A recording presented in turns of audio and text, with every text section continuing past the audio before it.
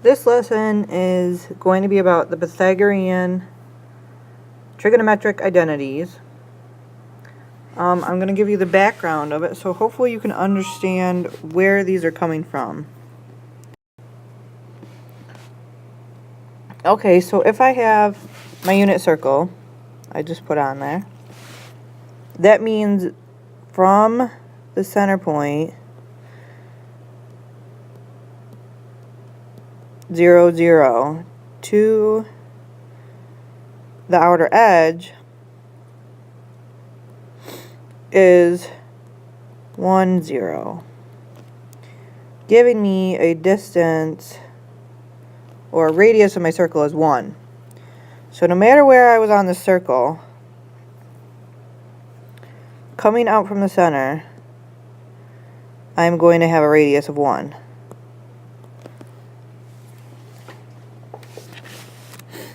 So I want to talk about where this Pythagorean triple comes from, using the Pythagorean theorem. So I'm going to draw a angle coming out from my center.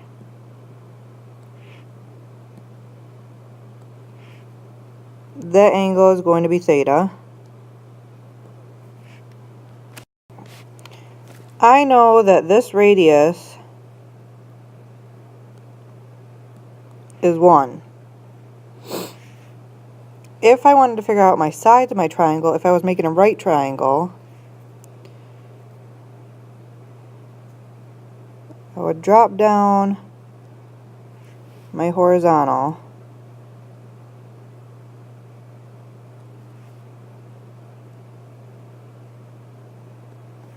and if I was to measure that length, since it's a horizontal line, I know that length is a y value. So now I could draw in my base of my triangle, which I know is going to be an x value. If you remember us talking about x and y values on the unit circle, x and y goes with cosine of theta and sine of theta. So really, this x value is the cosine value of whatever that angle is. And my y value is equal to the sine value of whatever my angle is. So if I wanted to figure out my first Pythagorean triple, or not triple, sorry, identity, using the Pythagorean theorem, I would have x squared plus y squared equals, my radius is 1, so 1 squared. So really I have x squared plus y squared equals 1. If I plug in my cosine and my sine values, I would get cosine squared, so cosine of theta, all squared, plus my y is my sine, so sine of theta, all squared, and it's still going to equal 1, because that radius is not changing. It's still going to be 1 squared. So 1 squared would be 1. So if I write it with the shorthand, remember cosine squared theta is how to write cosine theta all squared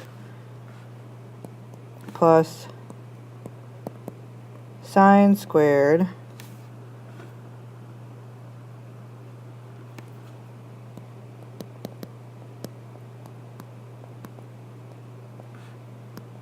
equals 1. And that is your first Pythagorean identity.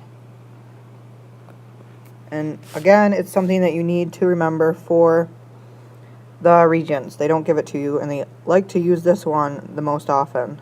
So cosine squared plus sine squared equals 1. Or they can reverse it and say sine squared theta plus cosine squared theta equals 1. Either way, it's the same. That's just using the commutative property and rearranging it. So now we'll do another one. So I'm going to get my second Pythagorean identity using my first Pythagorean identity. So my first one's sine squared theta plus cosine squared theta equals 1. I want to change this identity into something different. Another triple. So I know sine divided by cosine is tangent. So if I take this identity, sine squared theta plus cosine squared theta equals 1, and divide each term by cosine squared theta,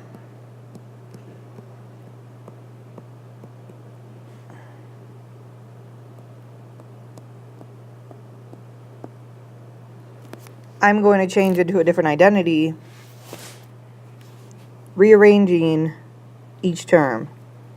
So since I know sine squared theta divided by cosine squared theta, sine over cosine is tangent. So I'd have tangent squared theta. If I divide cosine squared by cosine squared, when you divide a term by itself, you end up with 1.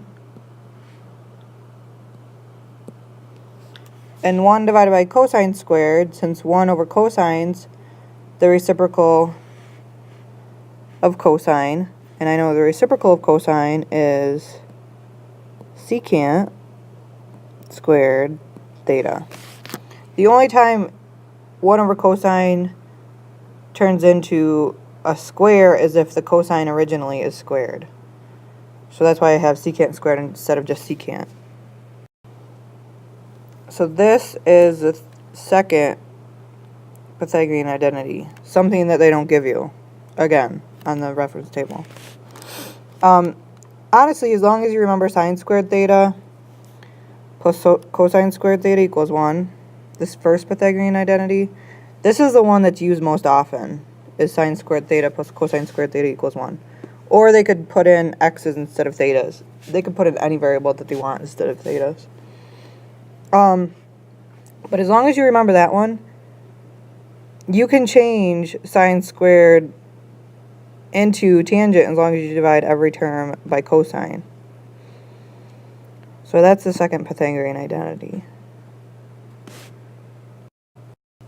The third Pythagorean identity is also going to stem off of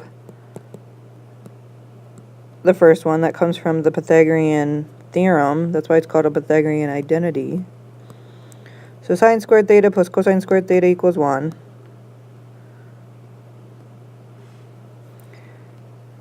Now, instead of changing sine squared into tangent, I'm going to change cosine squared into cotangent. And the only way to do that is cosine over sine will become cotangent. So that's what I need to divide each term by, because once you divide one, you have to divide all of them. So I'm dividing all of them by sine squared theta. And the reason I'm dividing it by another term is just to rearrange everything. You're changing what it looks like, but it's not changing the value of it. So if I divide sine squared by sine squared, I end up with 1.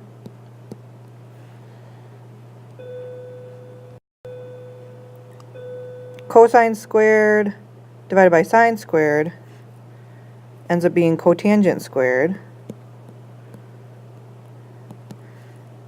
And 1 over sine squared ends up being Mrs. Packard, please call the cosecant squared. And that's the third Pythagorean identity.